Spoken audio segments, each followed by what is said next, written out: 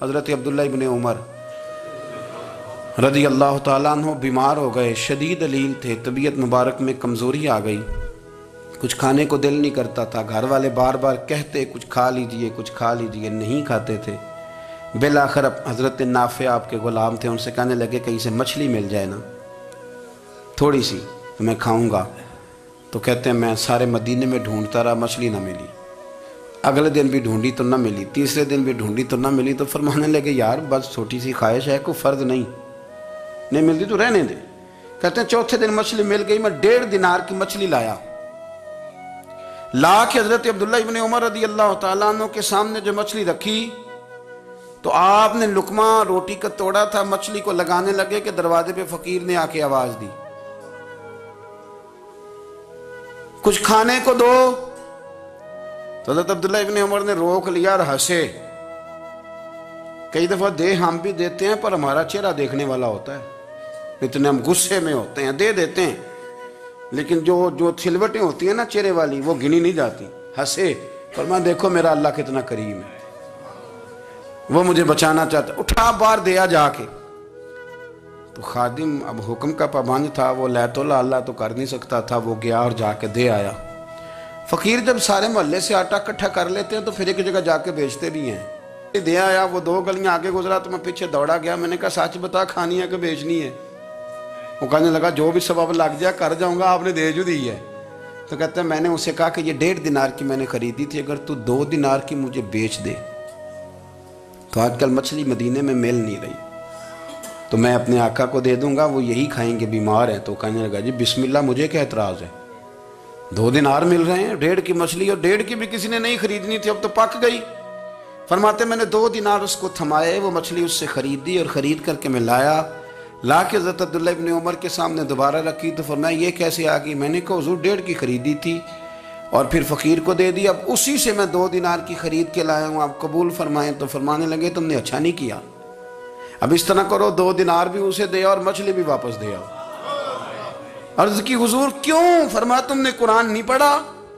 حضور پڑھا ہے۔ فرمایا رب فرماتا ہے لن تنالوا البر حتی تنفقوا مما تحبون، تم بھلائی کو اس وقت پہنچو گے جب اپنی پیاری چیز راہ خدا میں خرچ کرو گے۔ امام غزالی نے لکھا ہے، فرمانے لگے دیا، تو وہ حضرت نافع کہتے ہیں میں دینے گیا، دے کے واپس آیا تو کچھ پریشان تھا، کیونکہ مجھے بھی 4 دن ہو گئے تھے نا تلاش کرتے، تھوڑی طبیعت میں مایوسی تھی کہ اتنی محنت سے میں نے لایا اور آپ نے واپس کر دی۔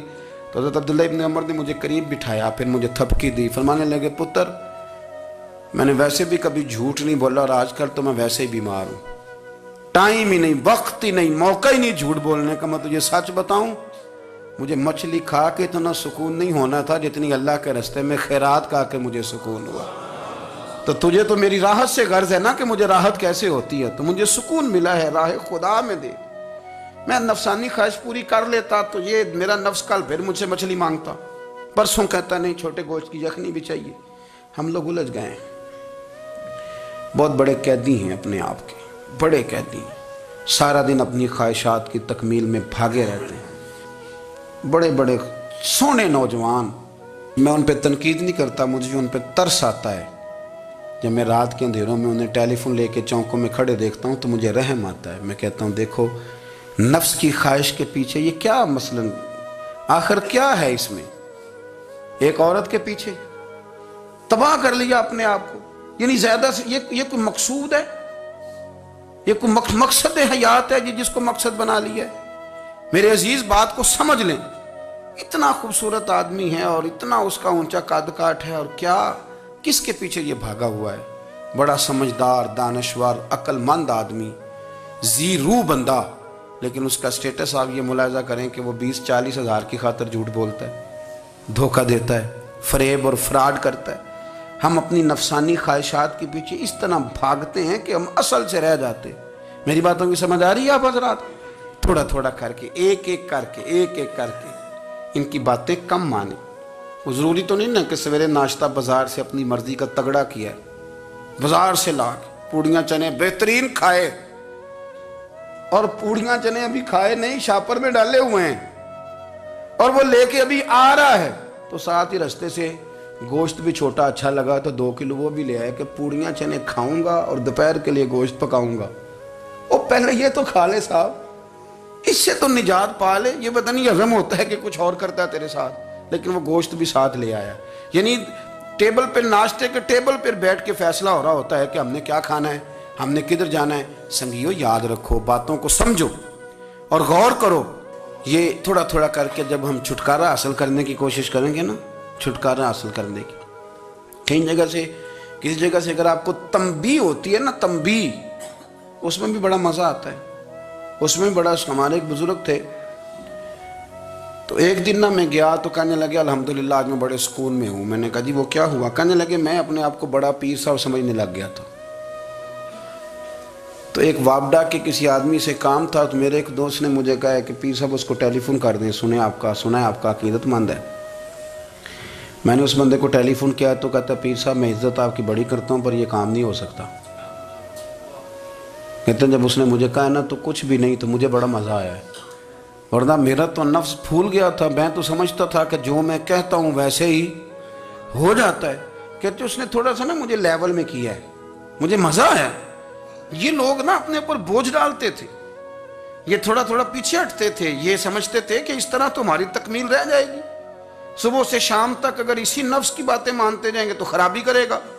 دولت کا نشہ ہے بھائی، دولت کٹھی کرنے والا کسی جگہ سیر نہیں ہوتا، حسن کا نشہ ہے، حسن کا نشہ ہے۔ حضرت ابوبکر شبلی رحمۃ اللہ علیہ فرمایا کرتے تھے جو تیری بیٹی کو خوبصورت سمجھ کے اس کے ساتھ نکاح کرنا چاہے اسے بیٹی نہ دینا۔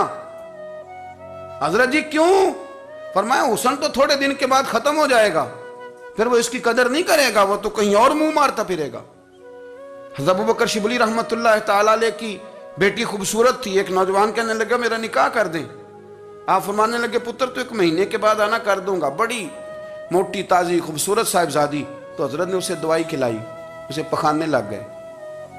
جو پخانہ کرتی ایک مٹکے میں سنبھال دیتے۔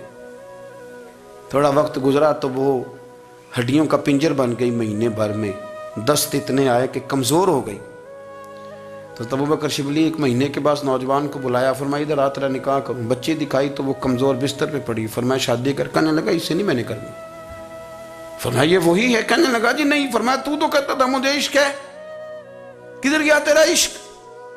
کہنے لگا حضرت صاحب آپ کیسی بات کر رہے ہیں؟ فرمایا ادھر آ۔ پھر وہ مٹکا جس میں گند رکھا تھا وہاں لے گئے، فرمانے لگے تیرا اس کے ساتھ عشق تھا، یہ ہے تیرا عشق۔ فرمایا اسے تو میں 4 دن روٹی کھلاؤں گا پھر تندرست ہو جائے گی، لیکن میں دیکھنا چاہتا تھا کہ تو میری بیٹی سے پیار کرتا ہے یا اس کے چہرے پہ آنے والی کچھ وقت کے لیے سرخی سے پیار کرتا ہے، اس لالی سے پیار کرتا ہے جو جوانی کے وقت بچوں اور بچیوں پہ آتی ہے۔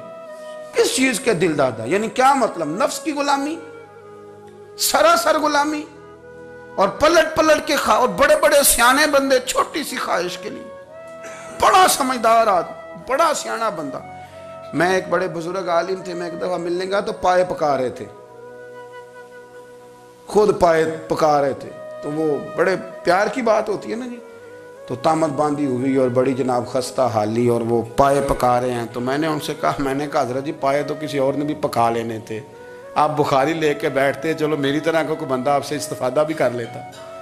اب پائے آپ لائیں گے، پھر پکائیں گے، پھر آپ کھائیں گے، تو یہ تو 24 گھنٹے آپ کسی کام میں گزر جائیں گے۔ تو یہ ایک چھوٹی سی خواہش کے لیے، میں کسی چیز کو حرام نہیں کہہ رہا، قرآن پاک کی جو آیت پڑھی ہے صرف اس کی تفسیر آپ کے سامنے عرض کر رہا ہوں۔ ہماری خواہشات ماں پالتی ہے، آپ کو نہیں پتا کتنے دکھ سہتی ہے۔ میں ان ماؤں کو جانتا ہوں جو بیٹے کے حصوں کی مار بھی اس کے ابے سے کھاتی ہیں، مار کھاتی ہیں وہ۔ ایک خاتون ایک کان سے سنتا نہیں، میرے پاس ایک دفعہ آئی، کہنے لگی 60 لگ گئی سی، کوئی دعا کر دیں یا کوئی وظیفہ پڑھ، ڈاکٹر کہتے ہیں ٹھیک نہیں ہو سکتے۔ میں نے کہا باجی صحیح بتاؤ مسئلہ کیا ہے؟ کہنے نہیں کچھ بھی نہیں، مسئلہ کیا ہونا ہے، پتر غلط نکل آیا ہے، اس کا باپ روز مارتا ہے، آج میں آگے گئی ہوں تو اس نے ایک تھپڑ میرے کان پہ مار دیا، تو پردہ پھٹ گیا۔ مائیں مار کھاتی ہیں، لیکن وہ پتر جس کو بڑی محنت سے پالا ہے وہ جوان ہوتا ہے تو اماں سے کہتا ہے تجھے چھوڑ دینا ہے، پر جس لڑکی سے میرا ٹیلی فون پہ رابطہ ہے اسے نہیں میں نے چھوڑنا، وہ نہیں چھوڑ سکتی، ہر شے کچل جاتا ہے وہ۔ اماں کبھی لیٹ کے رات کو سوچتی ہے کہ یہ تو میری کل کمائی تھی، میں تو آج بھی اس کے حصے کے تھپڑ اپنی گالوں پہ برداشت کر رہی ہوں، تو یہ کدھر گیا؟ اردشیر نام کا بادشاہ تھا۔ حضرت محدث ابن الجوزی آج سے کچھ 700 سال پہلے لکھتے ہیں، اردشیر بادشاہ بڑا خوبصورت تھا، جوان تھا، بڑا عقل مند تھا۔ اس نے اس طرح کی قریب قریب کی ساری ریاستوں پہ قبضہ کر لیا۔ بڑا عقل مند زیرک تھا، قبضہ ہو گیا۔ ایک بادشاہ بڑا سخت تھا، اس کے ساتھ جب پنجہ آزمائی ہوئی تو اردشیر کہتا ہے اس پہ میرا قبضہ نہیں ہو رہا تھا، اور جب ہم نے ساری ریاستوں نے مل کے اس پر حملہ کیا تو ایک قلعے کے اندر قلعہ بند ہو گیا۔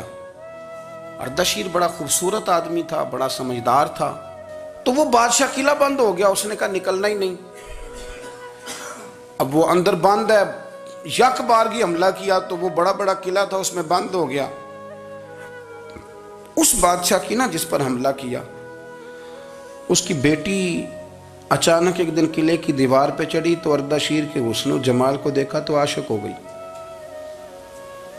اور اپنے ہی باپ کے خلاف اسے کہنے لگی کہ اگر تو میرے ساتھ شادی کا وعدہ کرے نا تو میں تجھے رستہ بتاتی ہوں حملہ کرنے کا۔ اس نے کہا میرا وعدہ رہا، تو رستہ بتا۔ اس نے رستہ بتایا اس لڑکی نے، اور بادشاہ نے حملہ کیا تو اس کا باپ قتل کیا، اس علاقے پہ قبضہ کیا شادی کے وعدے پر۔ ہاں ہاں، نفسانی خواہش بندے کو اندھا کر دیتی، نہیں سمجھ آتی اس کو میں کدھر جانا ہے، اندھا کر دیتی۔ حملہ کیا، اور جب اس لڑکی کو لے کے آیا نا اپنے محل میں، تو پہلے دن شادی کی پہلی رات تھی، تو بستر بچھایا کنیز نے، تو وہ کبھی کروٹ ادھر بدلتی کبھی ادھر بدلتی، تو بادشاہ کہنے لگا کیا ہے؟ کہنے لگی بستر میں کچھ ہے، مجھے تکلیف دے رہی۔ اس نے چراغ جلائے اور جب بستر اٹھایا تو ایک اتنا سا دھاگا نکلا۔ دھاگے سے عموماً تکلیف نہیں ہوتی، تو اس نے کہا تو اتنی نرم و نازک ہے کہ دھاگا؟ کہنے لگی میرا باپ نا میرے ساتھ اتنا پیار کرتا تھا کہ روز میرا بستر بھی خود بچھاتا تھا، اور اس نے آلہ رکھا ہوا تھا، وہ ناپتا تھا کہ کوئی پایا اونچا نیچا تو نہیں، میری بیٹی کا بیلنس سوتے وقت خراب نہ ہو جائے، اور میرے لیے گوشت اور کپڑے بھی خود پسند کر کے لاتا تھا، کھانے پینے کا خود خیال کرتا تھا۔ اردشیر کہنے لگا اچھا وہ اتنا پیار کرتا تھا، اور پھر تو نے اس کے ساتھ کیا کیا؟ کہنے لگا بلاؤ کنیزوں کو۔ کنیزوں کو بلایا، فرمایا اس کو اٹھاؤ اور جلاد کے پاس لے جاؤ، اسے کہو کہ اس کے بال ایک گھوڑے کے ساتھ باندھے، پیر دوسرے گھوڑے کے ساتھ باندھے، اور ایک گھوڑا ادھر بھگا دے، کدھر بھگا دے۔ یہ جس کے باپ نے اتنا پیار کیا، یہ نفس کی اتنی غلام ہے کہ اس کی وفادار نہیں رہی تو میری وفادار کیسے بنے گی؟ اس نے اتنے نازوں سے پالا کہ دھاگا اسے برداشت نہیں۔ او یارو، یاد رکھو، اگر نفس کی غلامی کرو اور بڑے بڑے وفاداروں کو چھوڑ کے غلامی کرو تو پھر کہو وفادار مل جائیں، کوئی بول اب لڑا نہ بول بیٹھی ہوں دے خسم ناراض بڑ بولیاں دے، کان سر کھائے تے بل بل ٹھنڈ پائے، بڑے فرق نہیں سجنا بولیاں دے، جڑیاں خسماں دی وچ رضا وسن، پاگ جاگ جاندے انہاں گولیاں دے، آپ ادلیاں نو سردار پین تکے تے شرما والیاں نو چوٹے ڈولیاں دے۔ اپنے نفس کے پیچھے چلو گے تو یہ تباہی ہے۔ جب ہم نے کسی سے وفا نہیں کی تو یہ کیا امید ہوئی کہ دنیا ہم سے وفا کرے گی؟ اللہ رسول کی مرضی کے مطابق اصول پسند زندگی بنائیں، ایک ایک کر کے اپنی خواہشات سے پیچھے ہٹیں، تھوڑے پہ گزارا کرنا سیکھیں، اپنے نفس کو سمجھائیں۔ ضروری نہیں کہ روٹی ہر وقت مزے کے لیے کھائی جائے، کبھی کمر سیدھی کرنے کے لیے خشک روٹی بھی کھا کے دیکھو، کبھی سادہ کھانا اس پہ بھی اکتفا کرو، کبھی تھوڑا کھر کے اچھے طریقے سے سادے کمرے میں بھی اللہ کو یاد کر کے دیکھو۔ نفس کے پیچھے نہ بھاگیے گا، تباہی کرے گا۔